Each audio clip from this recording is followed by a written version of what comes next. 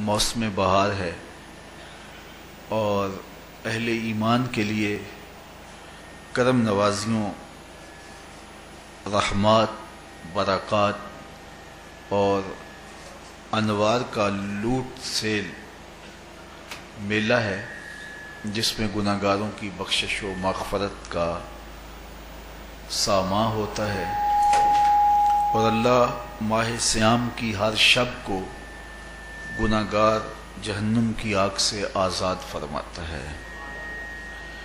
یہ بابرکت مہینہ اپنے دامن میں اتنی برکتیں لیے ہوئے جلوہ گر ہوتا ہے کہ رسول کریم صلی اللہ علیہ وآلہ وسلم نے ارشاد فرمایا، اگر لوگوں کو پتہ چل جائے کہ رمضان میں کیا ہے تو وہ آرزو کریں کہ پورا سال ہی رمضان رہے۔ اتنی برکتیں اور اتنی رحمتیں اللہ نے اس مبارک مہینے کے دامن میں ڈال دی ہیں۔ میں نے جو آپ کے سامنے آیت کریمہ تلاوت کی ہے، اس میں بھی اس مفہوم کو بیان فرمایا گیا کہ اے ایمان والو، تمہارے اوپر روزے فرض کیے گئے ہیں جس طرح تم سے پہلوں پہ فرض کیے گئے تھے۔ یا ایھا الذین آمنوا کتب علیکم الصیام کما کتب علی الذین من قبلکم۔ کیوں فرض کیے گئے؟ وجہ کیا ہے؟ لعلکم تتقون، تاکہ تم متقی بن جاؤ، تم پرہیزگار بن جاؤ۔ تو روزے کی فرضیت کا نتیجہ تقوی کا حاصل ہونا ہے، اتقاء کی دولت کا نصیب ہونا ہے۔ تو اس آیت کریمہ میں 3 چیزیں بیان کی گئی۔ سب سے پہلی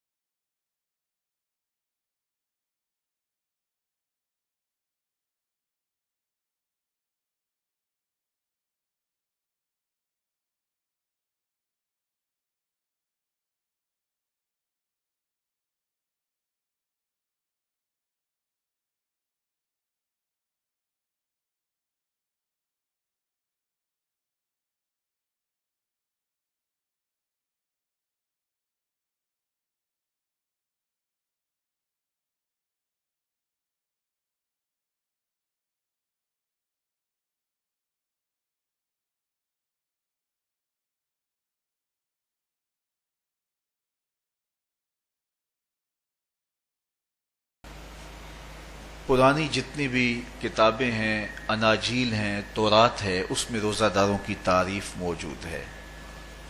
اور حضور علیہ السلام جب اس دنیا پہ تشریف فرما ہوئے تو آقا کریم روزے کی فرضیت سے پہلے بھی روزے رکھتے تھے۔ ویسے روزہ سن 2 ہجری کو فرض ہوا ہے، شعبان المعظم کے مہینے میں، لیکن اس سے قبل بھی ایام 20 کے حضور روزے رکھتے تھے، اور اس کے علاوہ بھی مختلف ایام میں اللہ کے محبوب روزے رکھتے تھے۔ روزے کی فرضیت کے بعد حضور علیہ السلام کی زندگی میں کل 9 رمضان آئے ہیں، جس میں 7 29 کے تھے اور 2 30 کے تھے۔ یہ بات ذہن میں رکھیے گا کہ روزے 29 ہوں ثواب پھر بھی 30 کا ہی دیا جاتا ہے. تو زیادہ تر جو رمضان المبارک کے مہینے ہوتے ہیں وہ 29 کے ہوتے ہیں، 30 کے کم ہوتے ہیں. حضور کی زندگی میں 9 میں سے 7 جو ہیں وہ 29 کے ہوئے ہیں اور 2 30 کے ہوئے ہیں، تو ثواب پورے 30 کا ہی ہے. بعض لوگوں کو زیادہ ہی مسئلہ ہوتا ہے، 29 ہو جائیں تو یہ اللہ کا کرم ہے کہ روزہ رکھنا بھی نہیں پڑا اور 30ویں کا ثواب بھی مل گیا، لیکن وہ شور مچا دیتے ہیں کہ یہ روزہ کھا گئے ہیں. میرا نہیں خیال کہ کسی کو اپنے ذمے اتنی بڑی امت کا بوجھ لینے کی پریشانی ہو اور وہ خام خواہ ایک روزے کے لیے پوری امت کا بوجھ اپنے کندھوں پہ ڈال لے. تو 29 روزے ہوں یا 30 ہوں، اللہ ثواب پورے 30 کا ہی عطا کرتا ہے. روزہ اللہ تعالی جل شانہ کی رضا اور اس کی محبت کے حصول کا ذریعہ ہے، اور اس کا عملی نتیجہ جو اس آیت کریمہ میں بیان کیا گیا وہ تقوی ہے. لعلکم تتقون. روزہ اس لیے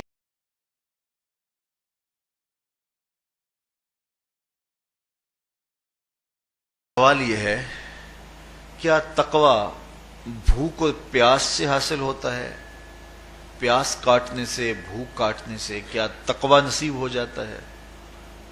صبح سے لے کر شام تک روزہ رکھنے کی تلقین کی گئی. یہاں ناروے میں اور مختلف ممالک کے اندر 20-20 گھنٹے کا روزہ ہے، اور ہمارے بھی یہاں 16-17 گھنٹے مسلسل شدت کی گرمی میں بھوک اور پیاس کاٹنا ہوتی ہے. اتنا طویل دورانیہ جو بھوک اور پیاس کاٹی ہے، اس کا مقصد رزق بچانا نہیں ہے، بلکہ وَيُزَادُ فِيهِ رِزْقُ الْمُؤْمِنِ. ماہ سیام میں مومن کا رزق بڑھ جاتا ہے.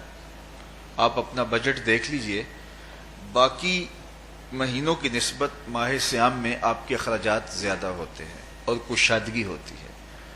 تو یہ کوئی خوراک بچاؤ مہم نہیں ہے، بلکہ رزق تو بڑھ جاتا ہے، لیکن اس کے باوجود 20-20 گھنٹے، 17-17، 18-18 گھنٹے پیاس اور بھوک کاٹنا، اس کا کوئی مقصد ہے تو وہ مقصد قرآن نے بیان کیا کہ اس کے نتیجے میں تمہیں اتقاء کی دولت ملے گی، تمہیں تقوی کا نور نصیب ہوگا. سوال یہ کھڑا ہوا، کیا بھوک اور پیاس کاٹنے سے تقوی مل جاتا ہے؟ تو اس کو سمجھنے کے لیے ایک مختصر تمہید سمجھنا ہوگی، اور وہ یہ کہ ہمارے 2 دشمن ہیں جو ہمیں جادہ مستقیم سے ہٹانے کے لیے دن رات کوشاں ہیں. ایک شیطان اور دوسرا نفس. یہ 2 دشمن ہیں جو ہماری متاع عمل، ہمارا خلوص، ہماری للہیت، ہمارا باطن لوٹنے کے لیے ہر وقت مستعد اور فعال رہتے ہیں.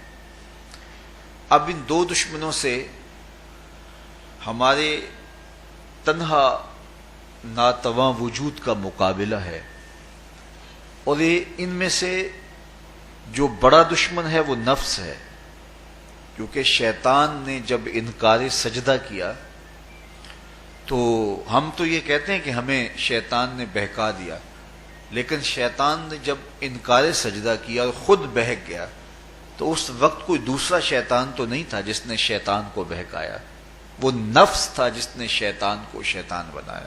اس نے اندر سے کہا انا خیر منہ، میں بہتر ہوں.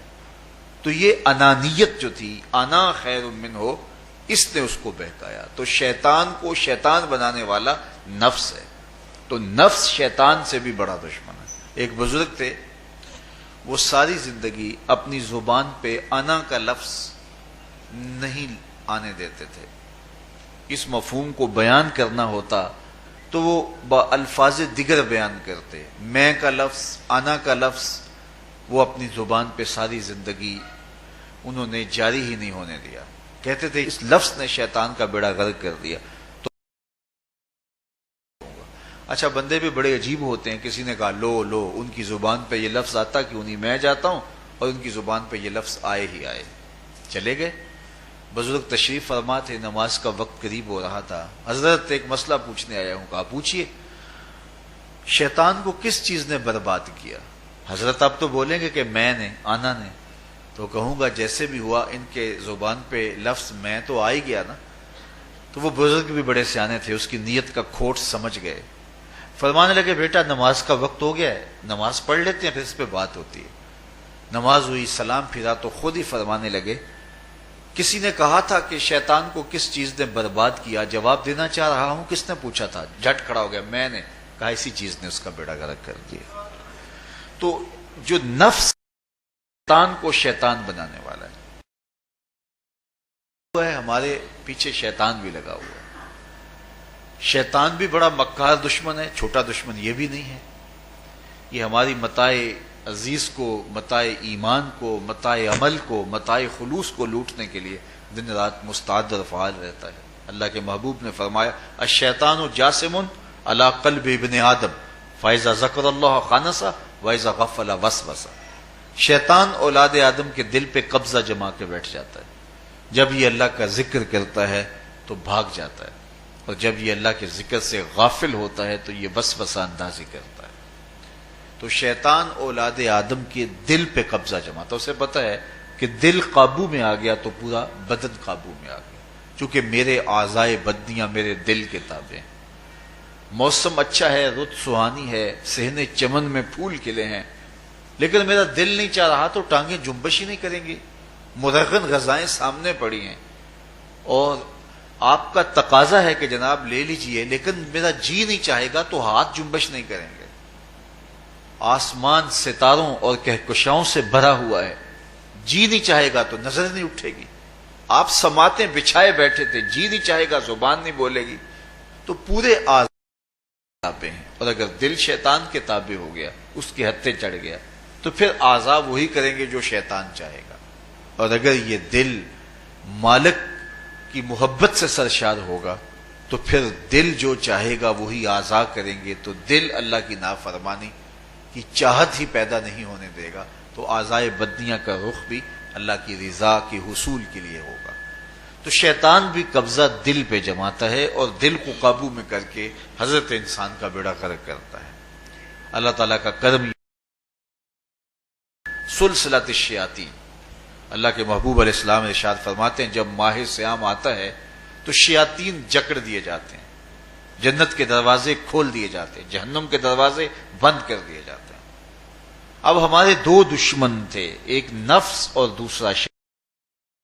دونوں کے مقابلے میں ناتواں اور کمزور جان کو مقابلے میں آنا پڑتا تھا. لیکن جب ماہ سیام آیا، یہ ماہ انور آیا، تو ہمارے دو دشمنوں میں سے ایک دشمن باندھ دیا گیا. اب ہمارا مقابلہ صرف ایک دشمن سے رہ گیا. دیکھیے ماہ رمضان آتا ہے تو مسجدوں کے جاتے ہیں، لوگوں کا رجحان دین کی طرف ہوتا ہے. جو 5 نمازیں بھی نہیں پڑھتے ہوتے ان کو تراویح میں بھی کھڑا ہوتا دیکھتے ہیں. اہتمام ہوتا ہے، نیکی کا، صدقہ و خیرات کا ماحول پیدا ہوتا ہے. ایسا کیوں ہے کہ شیطان بند گیا؟ یہ خیالوں میں آوارگی ہے اور رشوت کا بازار گرم ہے. کیوں کہ ابھی نفس موجود ہے. تو نیکی کا جو ماحول یہ شیطان کے بند جانے کی وجہ سے، اور برائی کا ماحول اب بھی موجود ہے یہ نفس کے موجود ہونے کی وجہ سے. تو ہمارے دو دشمن ہیں جو ہمیں جادہ مستقیم سے ہٹاتے ہیں، ایک شیطان اور دوسرا نفس. اب جب ماہ سیام آیا تو شیطان باندھ دیا گیا. اب ہمارا مقابلہ صرف نفس سے ہے، اور یہ نفس شیطان سے بھی بڑا دشمن ہے. شیطان کو شیطان بنانے والا نفس ہے، اور وہ ہمارے ساتھ جڑا ہوا ہے. ماہ سیام میں شیطان تو بند گیا لیکن نفس نہیں بندھا. اب ہمیں اپنے نفس کو کمزور کر کے اور اپنی فتح حاصل کرنی ہے اور تقوی کی منزل کو پانا ہے. اب شیطان تو اللہ نے باندھ دیا، اب نفس کو کیسے باندھے؟ تو آئیے نفس کی بندش کیسے ہوگی یہ کسی ایکسپرٹ سے پوچھیں گے کہ یہ کیسے اس کو باندھیں گے، اس کو کیسے قابو میں کریں گے. تو کسی ایسے شخص سے پوچھیں جو اس شعبے کا ماہر ہو. تو علامہ اقبال کے مرشد ملا جلال الدین رومی علیہ رحمہ کہتے ہیں آؤ تمہیں میں ایک معالج کا پتہ دیتا ہوں جو تمہیں اس بیماری کا علاج بتائے گا اور اس کی بندش کے طریقے بتائے گا. شیخ رومی علیہ رحمہ فرماتے ہیں ہفت شہر عشق را اتار گشت ما ہنوز اندر خم یک کوچام.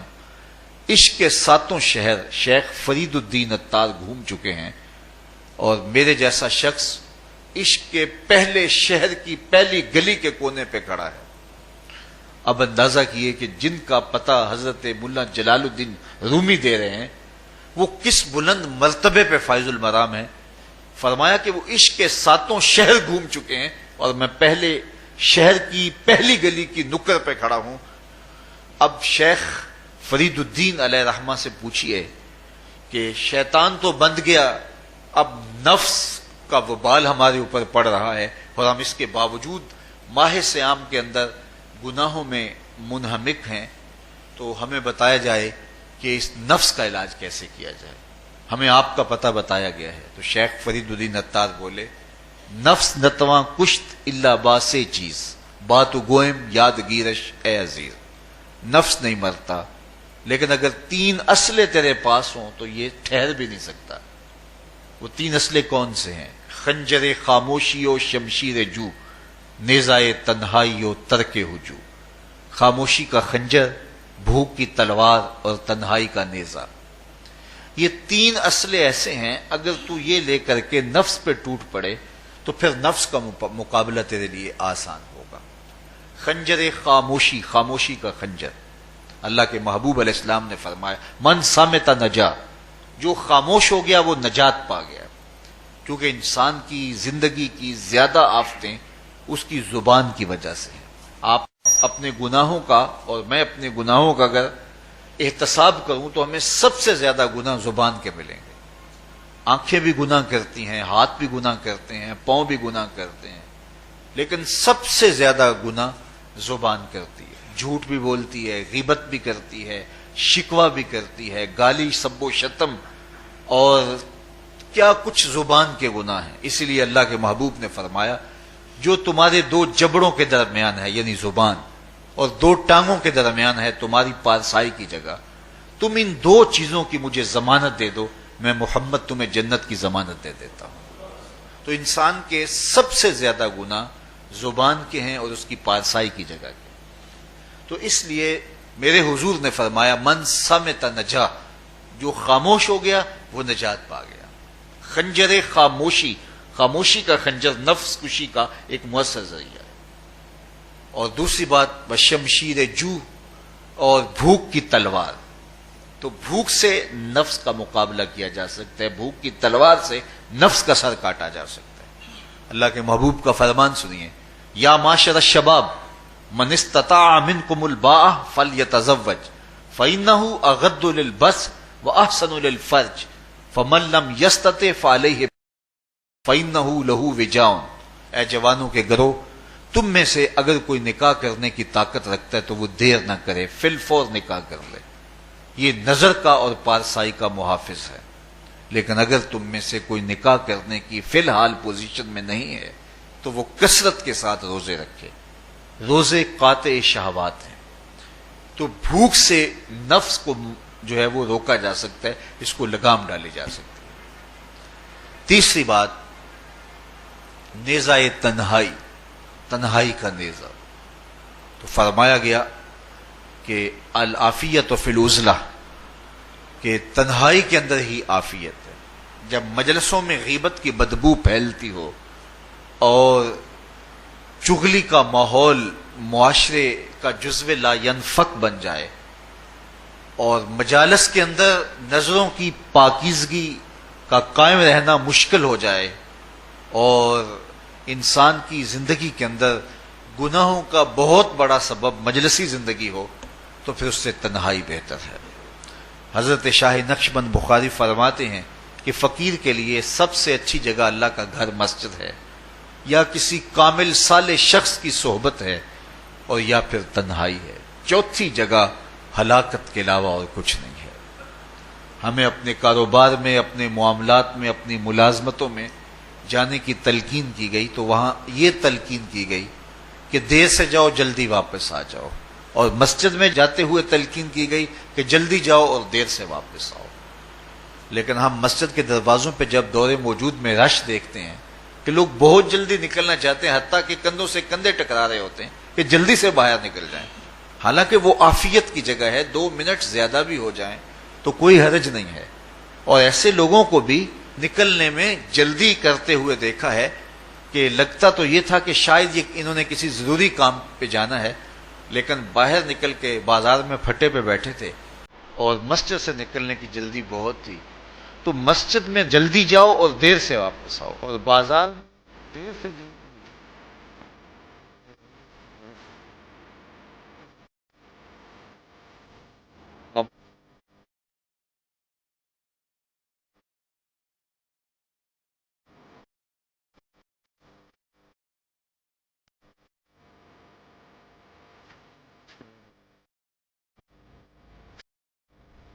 ہے وہ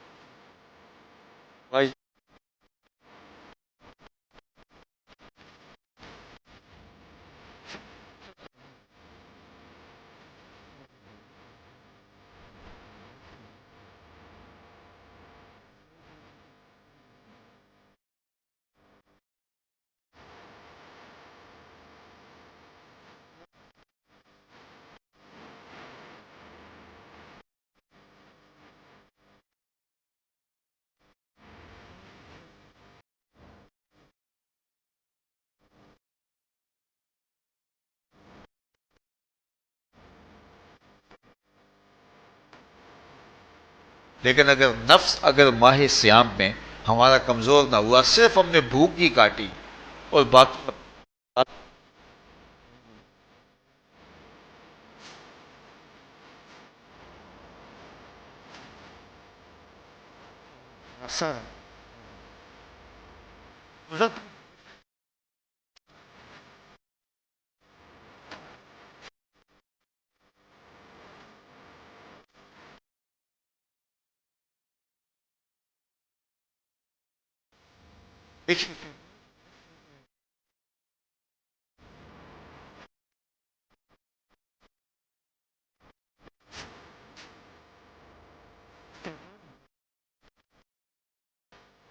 جب تک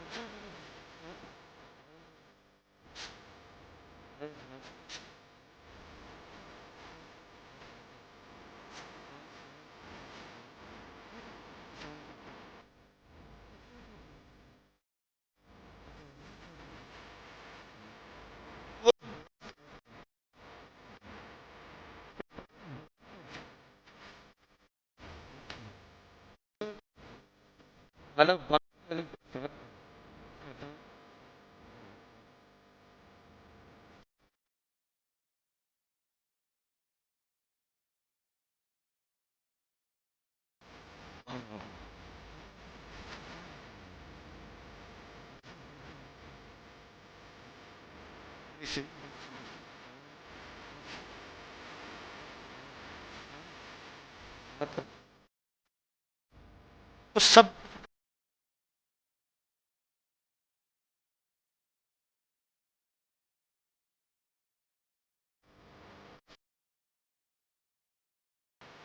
اندر بات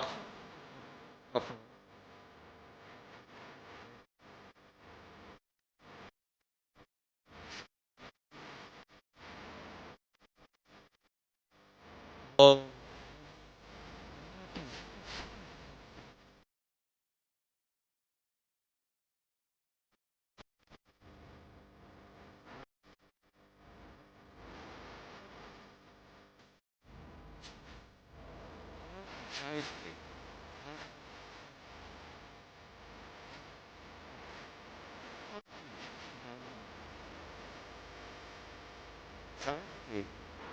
تھے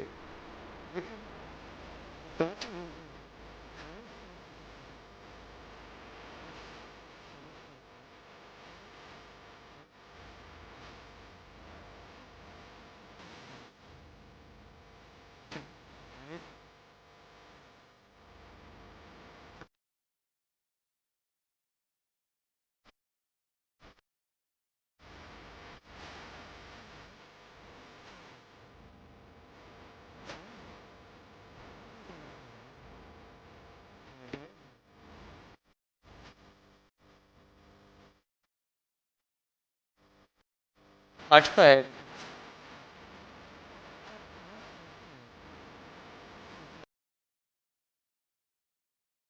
کھاتا ہے نہ کھاتا ہے.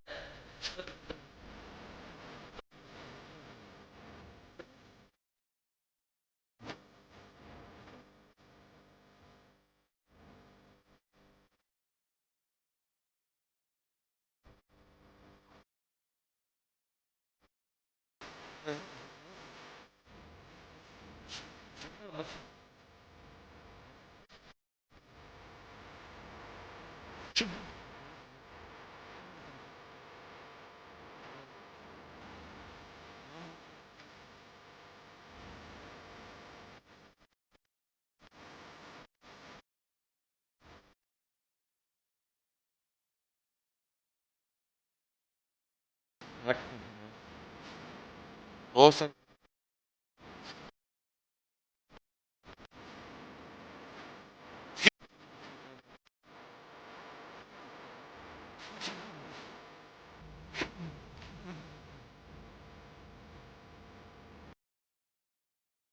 ہے کہ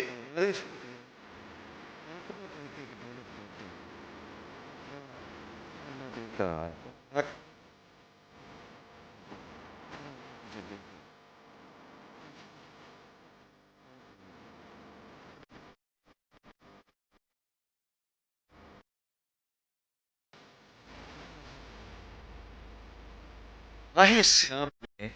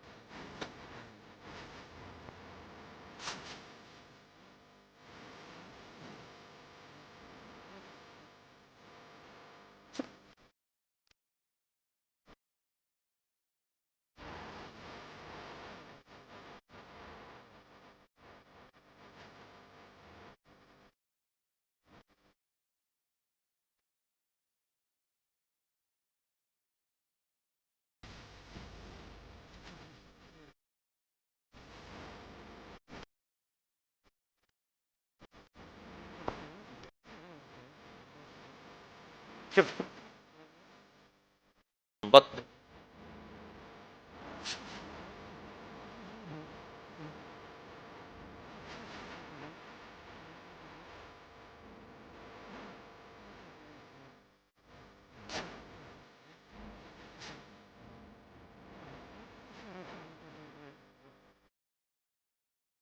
اس کے اپنے اندر سمو لیں، جذب کر لیں، تو نتیجہ یہ ہوگا کہ ہماری زندگی نور نہ لا نور ہو جائے گی.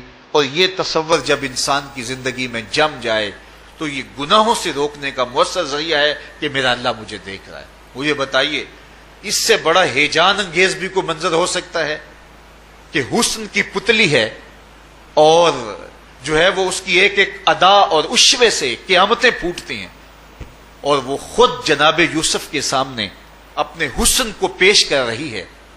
ساتوں دروازے بھی مکفل ہیں، بت کے اوپر بھی کپڑا ڈال لیا، اور زلیخا حضرت یوسف کو خود کہہ رہی ہے تالک یوسف اب تو آ جاؤ نا، ذرا آنکھ اٹھا کے میرے جلوے دیکھو. لیکن جناب یوسف کیا بولتے ہیں؟ قال معاذ اللہ، میں اللہ کی پناہ میں آتا ہوں. کہا تو 7 دروازے بند کر کے لوگوں کی نظروں سے چھپ گئی اور موٹا کھیس ڈال کے اپنے زوم میں اپنے اس جھوٹے خدا سے بھی شرم کرتی ہے اور اس سے چھپ گئی. میں اس خدا سے حیا کیوں نہ کروں جو 7ویں کوٹھڑی میں بھی دیکھ رہا ہے. پھر اتنی روشنیاں برسی، اتنا یقین برسا کہ گناہ کیا، گناہ کا تصور بھی محال ہو گیا. تو مجھے بتائیے کتنا ہیجان انگیز منظر تھا جب حسن قدموں میں بچھنے کے لیے خود بےتاب تھا. اور حضرت یوسف جوان رانا ہیں، جوانی اور شباب پورے باقپن پہ ہے، اور ادھر حسن مچل مچل کے قدموں میں بچھ رہا ہے. لیکن یہ جذبہ کہ میرا اللہ مجھے دیکھ رہا ہے ایسی رکاوٹ بنتا ہے. قال معاذ اللہ، کہا میں اللہ کی پناہ میں آتا ہوں. تو یہ یقین جب بندے کے ساتھ جڑ جاتا ہے کہ میرا اللہ مجھے دیکھ رہا ہے تو پھر انسان کے لیے گناہ سے بچنا کوئی مشکل نہیں ہوتا. گھر میں فاقے ہوں، مشکل میں بندہ پھنسا ہو اور اس کو رشوت مل رہی ہو تو پھر اپنا ہاتھ روکنا بڑا مشکل ہوتا ہے، بلکتے بچوں کا خیال آتا ہے۔ لیکن جب یہ خیال ہو کہ میرا رب میرا رازق ہے اور میرے اس عمل کو دیکھ رہا ہے، تو پھر بندہ اس کو پرے کا کی حیثیت بھی نہیں دیتا، اور جب وہ پاؤں کی ٹھوکر پہ بھی نہ رکھے تو پھر اللہ فرماتا ہے وَيَرْزُقُهُ مِنْ حَيْثُ لَا يَحْتَسِبُ، تو یہ کر کے دیکھ، میں تجھے وہاں سے رزق دوں گا جہاں سے تجھے گمان بھی نہیں ہوگا۔ تو اپنے یقین کو کھڑا کر کے دیکھ، میرے اوپر اعتماد کر کے دیکھ۔ میرے حضور نے فرمایا اللہ پر توکل کرنے کا جو حق ہے اگر تم ادا کرو، وہ تمہیں ایسے رزق دے جیسے پرندوں کو عطا کرتا ہے۔ صبح گھر سے نکلتے ہیں خالی پیٹ ہوتے ہیں، ہمیں تو پتہ ہے دفتر میں جانا ہے، ہمیں تو پتہ ہے دکان پہ جانا ہے، ہمیں تو پتہ ہے فیکٹری میں جانا ہے، ہمیں تو پتہ ہے کہ ہم نے فلاں جگہ جا کے دہاڑی لگانی، لیکن ان کا کوئی کاروبار نہیں ہوتا، کوئی فیکٹری نہیں ہوتی۔ جدھر جی آیا صبح جو ہے وہ اڑان بھر دی، بند توکل پنچھی اڑ دے، خرچ نہ پلے زیرا ہو، نہ کوئی راز ہے نہ کوئی کاروبار ہے، لیکن کبھی ایسا نہ ہوا کہ شام کو خالی پیٹ آئے ہوں۔ تو کہا اگر تم اللہ پہ توکل کر لو، وہ بھی تمہیں ایسے رزق دے جیسے پرندوں کو رزق عطا کرتا ہے۔ پرندوں میں سے ایک پرندہ ہے ہنس، یہ سچے موتی کھاتا ہے، اور آپ پنساری کے پاس موتی لینے جائیں تو ہزاروں روپے تولے کے ماشے کے حساب سے آپ لیں تو پھر بھی آپ سوچتے ہیں کہ پتہ نہیں یہ خالص دیے یا نہیں دیے۔ وہ اتنے نایاب اور کامیاب ہیں کہ آپ ماشوں اور تولوں میں خریدتے ہیں اور پھر بھی آپ کو شک رہتا ہے کہ یہ خالص ہیں یا کہ نہیں۔ اور ہنس کھاتا ہی وہ ہے، اور دنیا پر ایک نہیں لاکھوں کروڑوں ہنس ہیں، اور روزانہ صبح و شام کھاتے ہیں اور پیٹ بھر کے کھاتے ہیں، اور اللہ انہیں روز عطا بھی کرتا ہے۔ تو یہ مالک وہ ہے، رازق ہے۔ جب اس پہ توکل اور اس پہ یقین پیدا ہو جاتا ہے تو پھر مشکل نہیں رہتا، پھر آسانی پیدا ہو جاتا ہے۔ تو روزوں میں اللہ تعالیٰ یہ یقین دیتا ہے کہ وہ مجھے دیکھ رہا ہے، بندہ یہ تیقن پیدا کر لیتا ہے کہ میرا اللہ مجھے دیکھ رہا ہے۔ بعض کا چھوٹے بچے روزہ رکھ لیتے ہیں تو مائیں بے چین ہو جاتی ہیں، جب دوپہر کے وقت پھول جیسے بچے کملا جاتے ہیں تو مائیں انہیں بند کمرے میں کوئی کھانا یا کوئی ٹافی یا کوئی اور چیز یا چاکلیٹ دیتی ہیں کہ بیٹے یہ کھا لو، تو وہ بچے نہیں کھا رہے ہوتے تو مائیں کہتے ہیں پتر کھا لو کوئی نہیں، وہ بچے بھی کہتے ہیں اللہ دیکھ رہا ہے۔ تو وہ جو صوفیاء کو مراقبوں سے ملتا ہے وہ ایک بچے کو بھی نصیب ہو رہا ہے کہ میرا اللہ مجھے دیکھ۔ یہاں ایک اور بھی تسلی ہے، ہم ہزار گناہ گار سہی، ہم ہزار سیاہ کار سہی، لیکن ہمارا رب پہ کتنا یقین ہے رمضان میں پتہ چلتا ہے کہ اس ذات پہ ہمارا کتنا تیقن ہے، کتنا یقین ہے، جس کو دیکھا نہیں، تصور خیال کی حدود سے بڑا ہے، اتنا یقین ہے کہ ہم پانی نہیں لیتے، کھانا نہیں لیتے کہ میرا اللہ مجھے دیکھ رہا ہے۔ کاش کہ اس کو ہم اپنی پوری زندگی میں پھیلا لیں، اور اس کو زندگی میں جب ہم طاری کر لیں گے تو پھر گناہ کرنا محال اور ناممکن ہو جائے گا، اور زندگی نور علی نور ہو جائے گی، اور یہی تقوی کا حصول ہے۔ تو فرمایا اے ایمان والو، تمہارے اوپر روزے فرض کر دیے گئے جس طرح تم سے پہلوں پہ فرض کیے گئے تھے، لعلکم تتقون، تاکہ تم متقی بن جاؤ، تاکہ تم پرہیزگار بن جاؤ۔ حضرت سلمان فارسی رضی اللہ تعالی عنہ سے مروی ہے کہ جب شعبان کی 29 تاریخ ہوتی تو اللہ کے محبوب ہمیں خطبہ ارشاد فرماتے، اس میں رمضان المبارک کے فضائل بیان کرتے اور کہتے تمہارے پاس ایک شہر عظیم عزت اور عظمت والا مہینہ آ رہا ہے، جس کا ہر دن باقی سال کے دنوں سے افضل ہے، جس کی ہر رات باقی سال کی راتوں سے افضل ہے، اور اس میں ایک رات ایسی ہے لیلۃ القدر جو 1000 مہینے سے بہتر۔ تو یہ اللہ تعالیٰ کی رحمتوں کا روپ ہے، رحمتوں کے دروازے کھول دیے جاتے ہیں، اور روزہ دار کا روزہ بالخصوص عصر کے وقت، شام کے وقت، پچھلے پہر، روزہ دار کے خالی معدے سے جو ایک بو اٹھتی ہے، مہک اٹھتی ہے، اللہ کو کستوری سے بھی زیادہ محبوب ہوتی ہے۔ اللہ اکبر۔ اور فرمایا للصائم فرحتان، فرحت عند فطرہ و فرحت عند لقاء ربہ، روزہ دار کے لیے 2 خوشیاں ہیں۔ ایک خوشی اسے تب ملتی ہے جب وہ روزہ کھولتا ہے، سارے دن کی بھوک اور پیاس کاٹ کے، جب شام کو ٹھنڈا اور میٹھا مشروب اسے ملتا ہے، اور وہ مشروب اپنے جو ہے وہ منہ میں ڈالتا ہے، وہ معدے کی طرف اترتا ہے، تو اس کی زبان بولے نہ بولے اس کا ایک ایک انگ اللہ کی تسبیح بول رہا ہوتا ہے اور اللہ کا شکر ادا کر رہا ہوتا ہے۔ اس وقت اسے ایک عجیب فرحت ہوتی ہے کہ اتنا طویل لمبا روزہ تھا، شکر ہے کہ میرا روزہ تکمیل کو پہنچا۔ ایک روحانی مسرت، پھر روزہ کھلنے کے وقت اس کو بدنی مسرت تو ایک فرمایا اس کو فرحت تب ملتی ہے جب وہ روزہ کھولتا ہے، وَفَرْحَةٌ عِنْدَ لِقَاءِ رَبِّهِ، اور دوسری فرحت اسے تب ملے گی جب روزے کے صلے میں اللہ اپنے رخ سے پردہ ہٹا دے گا اور اللہ اپنا دیدار عطا فرمائے گا۔ تو یہ روزے دار کے لیے خوشیاں ہیں۔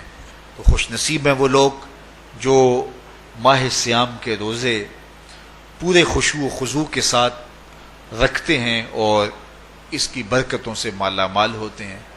ورنہ بعض لوگ میں نے ایسے بھی دیکھے ہیں، وہ چھوٹی چھوٹی بیماریوں کا بہانہ بنا کے روزہ ترک کر دیتے ہیں اور انہیں حوصلہ ہی نہیں پڑتا روزہ رکھنے کا، چونکہ الصوم نصف الصبر، روزہ آدھا صبر ہے۔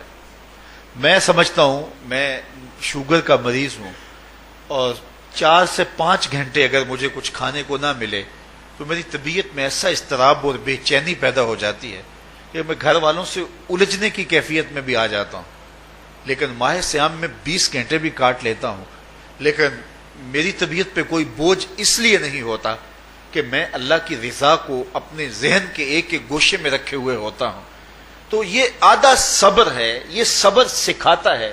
اور پھر روزے سے جب ہم بھوک کاٹتے ہیں تو غربا، مساکین، وہ لوگ جو بیچارے بھوک اور پیاس کاٹ کے زندگی گزارتے ہیں، ان کا بھی ہمیں خیال آتا ہے کہ ہمیں تو اپنے اختیار سے چند لمحوں، تو اس کی کلفت اور اس کی اذیت اتنی ہے، تو جو شخص مجبوری کی وجہ سے کاٹتے ہیں اور ان کے بلکتے بچے ان کے سامنے ہوتے ہیں تو پھر ان کا عالم کیا ہوگا۔